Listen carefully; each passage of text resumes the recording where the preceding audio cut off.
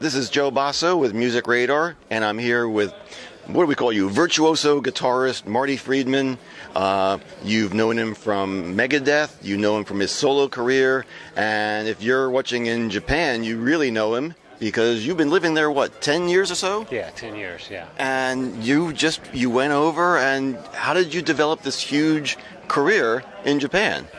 I started doing TV over there, of all things. I had no desires to do TV, but I was asked to do one TV show called Heavy Metal Song, and it sounded kind of goofy, but I thought I'd at least give it a try, and the show became a hit. Mm-hmm. The first taping, the production company said, "We want to manage you," and it's the biggest TV production company in the whole country. And I did a little research on them, and then I said, "Great," and then they're managing me to this day. And but their specialty is television, so I've done like 600, maybe more TV shows since I've lived there. And so a lot of people know me from different things, you know. My real work is music. Right. My real work is playing music, but of course I play music on a lot of television things, but I do a lot of unrelated things, you know, like maybe about politics or about movies or about... I was in some movies, I was in commercials, everything else. I've done a lot of other things, so...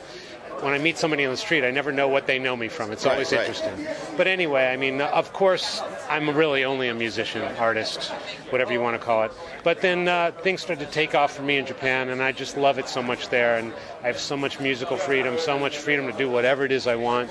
Of course, harder work than you could ever imagine anywhere in the world. Coming back here to America to work is just like a walk in the park. It's so easy compared to Japan. But it's all good. And...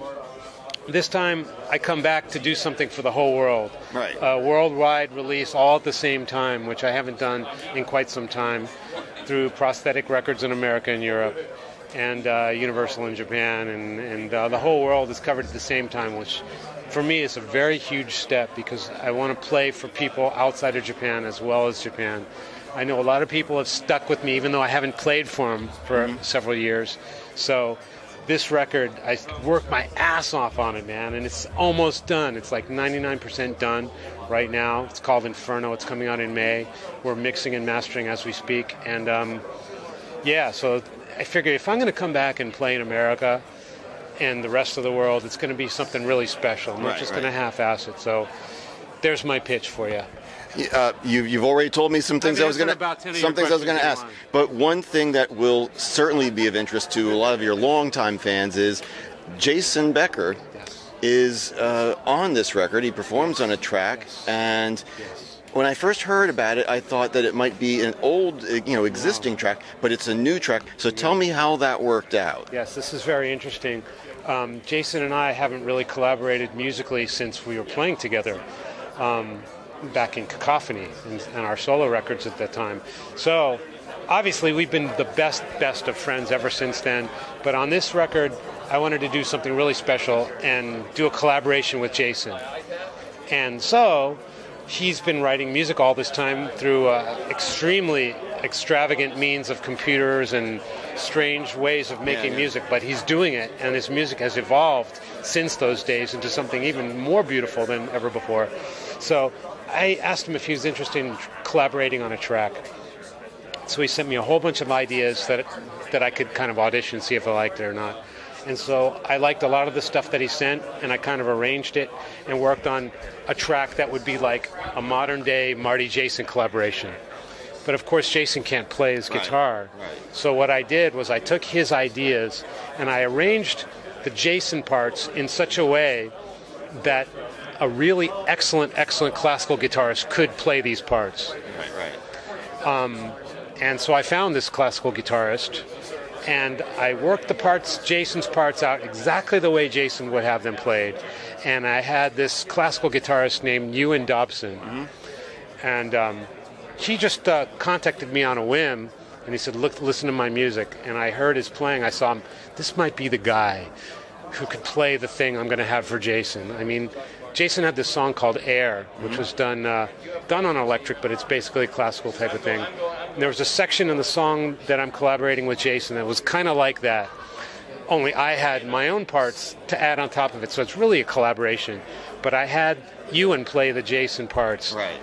strictly exactly like Jason. So like as fantastic as he is a player, I didn't let him do any of his own little frills or anything. I just really wanted it to be exactly like Jason. And of course he loves Jason and was honored to do such.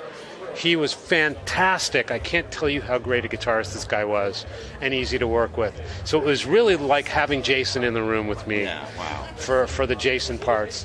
So and then of course on the electric parts I played everything and arranged everything.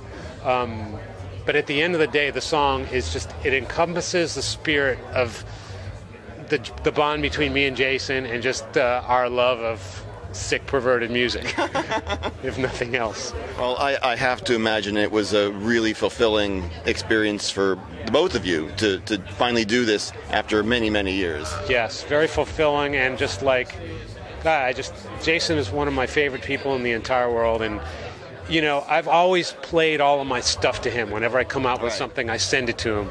If I think it's of interest, and I send him stuff, and it's like he's really family, beyond family kind of thing. And to have him collaborate with me on a song on this record, it's really special. And for all you listening out there, he's a sick bastard. And it really, the song, I'm just so happy with the song, you know, and there's no cutting corners anywhere on the song, and it's everything I wanted it to be. Terrific. We are here at the PRS suite, and you now have your own signature model. Now, you've been playing Paul Reed Smith for a few years, but this is your first very own signature guitar. Yes. Not out yet. It's going to be out May, June. May, yeah. So why don't you tell me a little bit about it? Well, on the recording of my new album Inferno, PRS sent me about 5 or 6 guitars to record with, as they usually do. And I took the one out of that lot that I liked the most, and I said, I want this guitar every time. Right. There was a guitar I loved. I don't remember what model it was or anything. I just said, take all the specs of this guitar, and because I don't know anything about specs, frets, or pickups or anything. I just said, I want this guitar, make many of these. And they said, well, let's make it your signature model. And I'm like, I'm all for that. And the only design thing that I had them do was put stars in it. Okay. And these stars this is still a prototype, so there's still a little bit of tweaking to do, but it's basically this vibe here. Stars and the binding on it. That was the only thing design-wise that I had them do, and get the volume knob out of the way, because I hate it in the way like that. Right. That's it. So this is basically a copy of the guitar that I played all over Inferno. And when I say a copy, I mean it's just that guitar done every time the same, with consistency. All right. Well, it's a beautiful instrument. Thank you very much. Yeah, I like that. It's a nice, sleek update on a traditional shape, you know, which is the Paul Reed Smith standard, really. So very cool looking. Yeah, I love it. It's the first time I touched it is today. Oh. So I like it, and right out of the box, it's cool. So I think we're going to have a good time with this guitar. Well, big year. You got an album. You got a new guitar. Big year. It's a big year. I'm going to tour the world this time, not just Japan and not just Europe. Really looking forward to touring America, which I haven't done for quite some time. Wow. You know, I figured if I'm going to do it, it's got to be something for really special, and this is the one. This is the one, I think, for America. Terrific. Yeah. Well, thank you for spending some time with us. Absolutely, my pleasure. This is Joe Basso with MusicRadar with Marty Friedman. Thank you again. Thank you very much. Nice to see you again. You too.